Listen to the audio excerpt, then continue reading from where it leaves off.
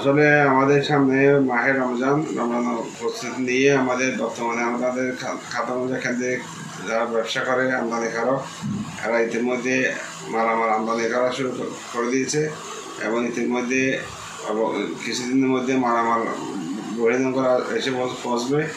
এখন আমাদের রমজানকে নিয়ে আমাদের ব্যবসায়ীরা অনেক উৎসব উদ্দীপনা নিয়ে আপনার অনেকে এলসি করেছে।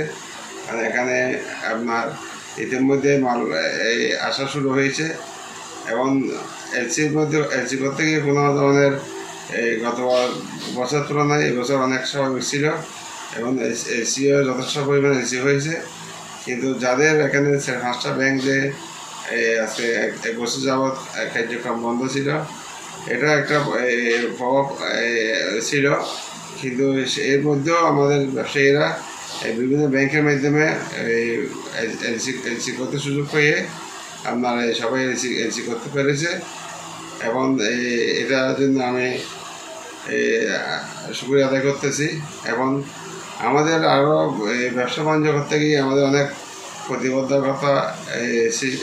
প্রতিবদ্ধকতার মধ্যে আমরা আছি। এটা হচ্ছে একটা আমাদের যে ঢাকা চট্টগ্রাম মহাসড়কে যে আমাদের যে স্কেলটা বসানো হয়েছে, এটা বাংলাদেশের 33টা মহাসড়কের মধ্যে কোথাও স্কেল নাই।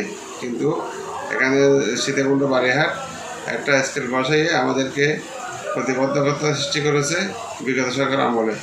আমরা বিগত সরকার আমলে আমরা অনেক চেষ্টা করার পরেও আমরা কোনো এটা প্রতিফলন পাই নাই।